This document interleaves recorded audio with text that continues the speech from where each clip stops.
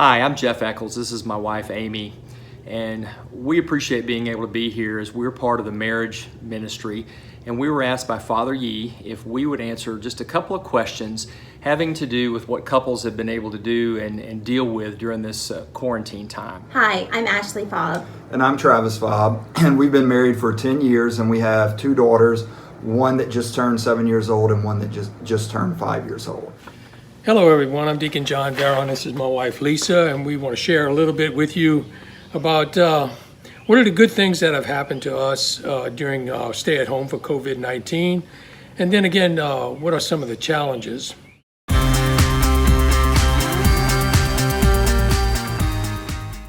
For me to start off, it would be just allowing us the opportunity to slow down and not be worried about rushing off to sporting events or going out or running errands. We both have offices now here at the house, and we have been able to take the opportunity to do more things during the day, sometimes even if it was just stopping and having lunch together. But those are opportunities that we didn't have before to actually sit and talk and share time together. Amy and I both enjoy working out, but in our normal life, she has a gym that she goes to. I have my own gym, but as we know, the gyms have been closed during the quarantine, so we had to find a way together to work out and kind of compromise back and forth. And I really admire and appreciate what Amy has done with her organization. She put little workout schedules together for us. It was fun, it was challenging. I certainly learned a lot. She pushed me a lot, and it's definitely been something I think that's bound us closer together. The thing that was great about the quarantine is that it forced us to stop, to take a pause, to take a time out from the crazy lives that we live. We weren't shuffling off the girls to dance and golf and tumbling and swimming. It was just, we were forced to just stay at home and just to enjoy this time that we have, to become creative.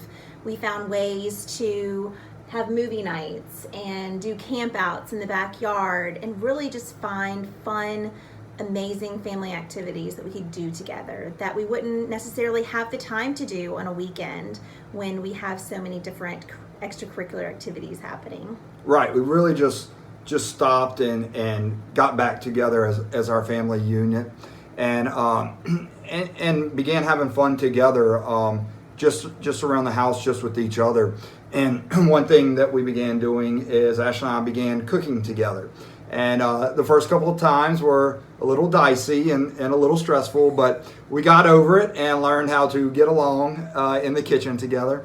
And so now it's one of the things that I look forward to every evening is Ashley and I cooking a good home-cooked meal together. As I thought about this, I think one of the best things that has happened is to be able to slow down, because we don't have a busy schedule. We don't have to keep up with things on an hourly basis sometimes. And sometimes that can be a challenge too, because you end up doing all the chores you can do around the house and you still have nothing to do at all. So there's a little bit of a challenge that might cause some anxiety. But all in all, the quiet time has been good for us. We respect each other's personal quiet time. We do quiet time together, as we're doing now, sitting out on our patio. We enjoy nature. We've come to enjoy the nature, the bees, the flowers, the birds, everything around us has become more vivid to us. So we enjoy nature, and that, in a sense, is enjoying God. It's a sense of prayer. Lisa? Another good thing that I think that we encountered was that we both went through our little spans of ups and downs, anxiety, a little downtime because of what was happening around us. And I think because we've been married so long, 48 years now, we were able to recognize that in each other and helped each other to lift each other up and try to cope with whatever we were dealing with at the time.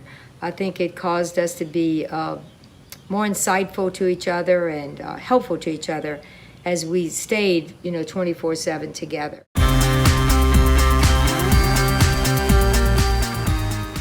For me, it was relearning how to compromise and do things that Jeff always liked to do that I really didn't enjoy doing.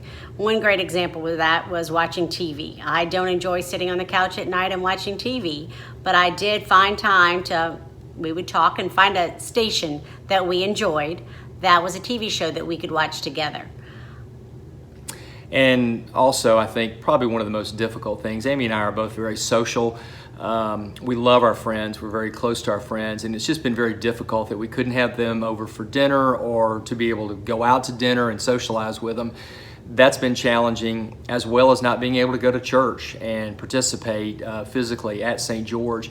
I am an usher, and Amy is a Eucharistic minister, and just not being able to be at the church and serve, which is very important to us, has been quite the challenge. What's been challenging for us during this quarantine, I think, is the fact that we went from, both of us, full-time jobs in an office, kids at school, to immediately we're both working from home, and now we have 2 kids that are now, we have to be the teachers for and help them with their schoolwork. So Ashley's working full-time from home, I was working full-time from home, and we had 2 young kids that not only did we have to get done what we needed to for our jobs, we had to help them with their schoolwork, and then also, kind of keep them calm and entertained while we're just kind of stuck here in our own little area.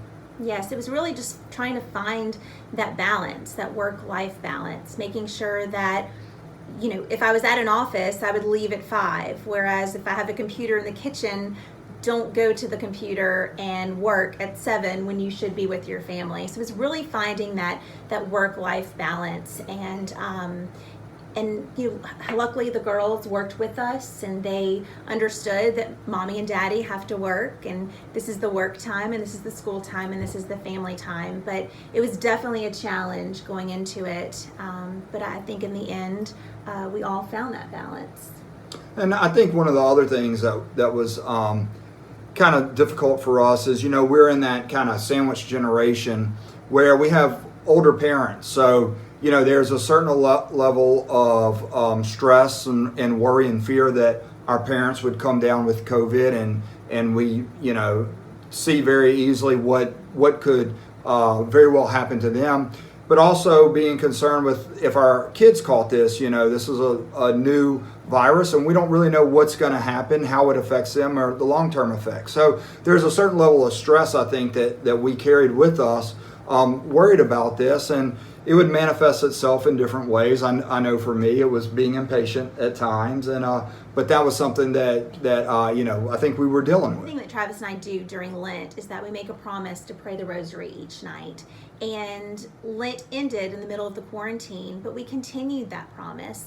And each night, even to this day, we still say the rosary every night, and that relieves that stress. It puts us in a calming place with our Lord, just him and I, and it brings us together as a couple even more spiritually. This year we said, this is a priority, and we're going to continue doing this, and we still continue doing it moving forward. And it's something that I know has helped me personally, but I think also us as a couple. And look, it's hard to stay mad at your spouse when you're praying the rosary with them, so you learn quick that you either need to get over it or you need to talk it out and figure it out to get past this. The whole staying 24/7 together was a challenge. He would go into the church office sometimes, and I would go out and work out at the gym, and we had our little routine. And when we were home for 24/7, our routines sometimes didn't always gel. Had to find a way to get out of each other's feet sometimes. Yes. So I think, but the good thing about that challenge was that I think we learned to be respectful of each other. We wanted to support each other in what made us whole and good, and we could cope better with this time without our families, without our church, without our community. So I think it was really a time for our marriage to solidify a little bit more than we had before, even though we've been married for such a long time. So I'm thankful for that. So as we're moving into different phases of reopening our world and our society and learning what our new normal is going to be, we encourage every couple to take this opportunity to have these conversations together and answer these 2 questions of, number 1, what has been good for you during this quarantine? And the second, what has been most challenging for you as a couple? Yeah, use it as an opportunity to try to look into what is important to your spouse and what they like to do, and take part of that on with yourself. And it's finding a way to share back and forth. I certainly think it's been a highlight for Amy and I during this time together.